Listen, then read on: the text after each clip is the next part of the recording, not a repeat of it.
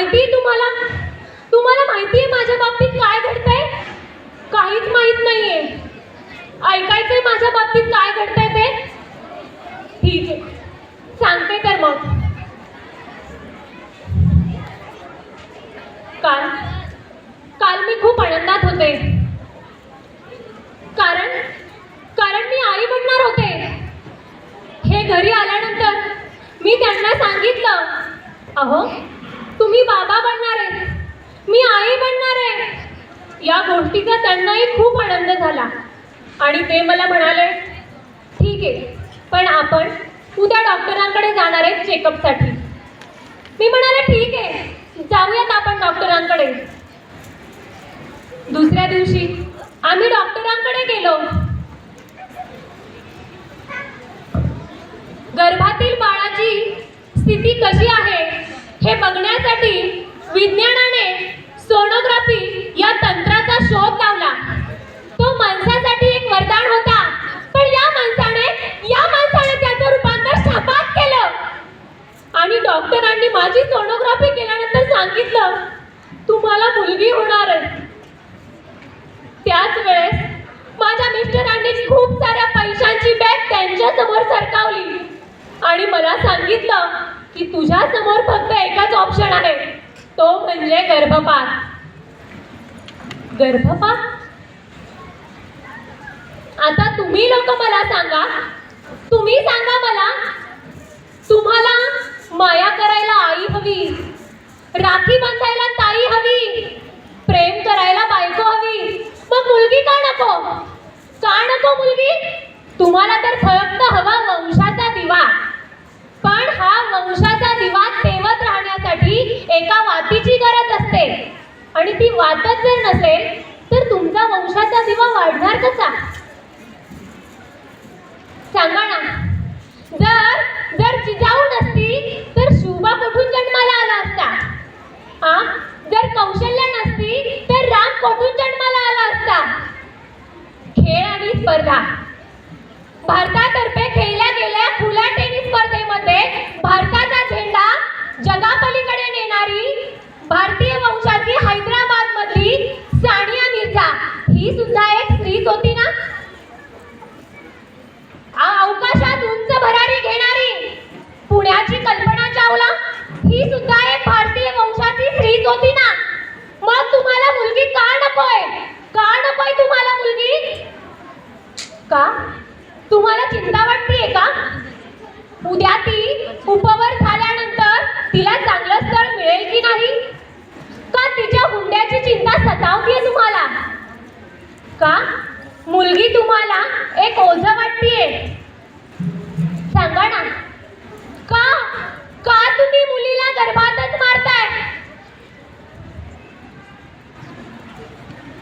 लक्ष्मीच्या पावलांनी दीपावली येते, लक्ष्मीच्या पावलांनी दीपावली येते, दुर्गेच्या पावलांनी नवरात्र येते, वटपौर्णिमेला सावित्री दिसते, राखी तर शेवटी ताईच बांधते, पाडव्याला औक्षण पत्नीच करते, मग शेवटी ही चिमुकली गर्भातच का मरते? मग शेवटी ही चिमुकली गर्भातच का मरते? आई आई आई आई, अगं मी तुझी परी. अगं परीच म्हणतेस ना तू मला? अगं आई, मला तुझ्याच पोटी जन्म घ्यायचाय ग आई. मला हे सुंदर जग बघायचंय ग आई. आई, मी इतकी वाईट आहे का ग? तू मला जन्माला येण्या अगोदरच मारायला निघालीस. आई आई, मला हे सुंदर जग बघायचंय ग आई. आई, मला तुझ्याच पोटी जन्म घ्यायचाय ग आई. आई, मी तुला कधीच त्रास देणार नाही ग आई. आई, मी कधीच कुठल्याच गोष्टीसाठी हट्ट करणार नाही ग आई.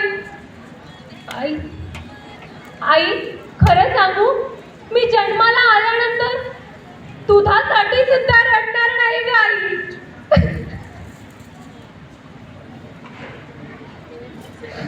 आई आई, मी कुठल्याच गोष्टीचा हट्ट करणार नाही.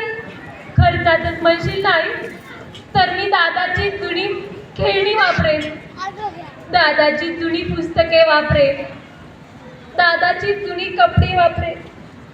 पण आई आई मला या सुंदर जगापासून येण्यापासून रोखू नकोस का आई तू. आई बाबांना सांग माझ्या हुंड्याची चिंता नका करू. आई मी खूप शिकेल ग, खूप मोठी होईल, मग हुंडा देण्याची वेळच येणार नाही. पण तरी जर तुला असं वाटत असेल ना आई की मी तुमच्यावरचं एक ओझं बनतीये तर माझ्यावरच्या या ऑपरेशनचा खर्च सुद्धा नका ग करू तुम्ही. मी देवाकडे प्रार्थना करेन की मी जन्माला आल्यानंतर माझ्या आईला माझं मेलेलं तोंड बघू दे.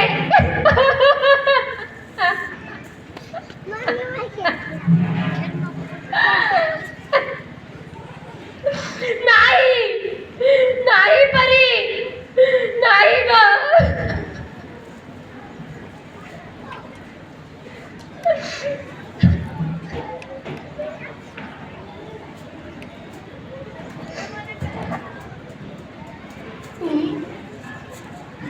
तुम्ही मला आणि आपल्या परीला परत घेऊन जायला आलात. तुम्हाला तुमची चूक कळाली. बघा आज यांना जशी त्यांची चूक कळाली तशी तुम्हा लोकांना सुद्धा तुमची चूक कळायला हवी.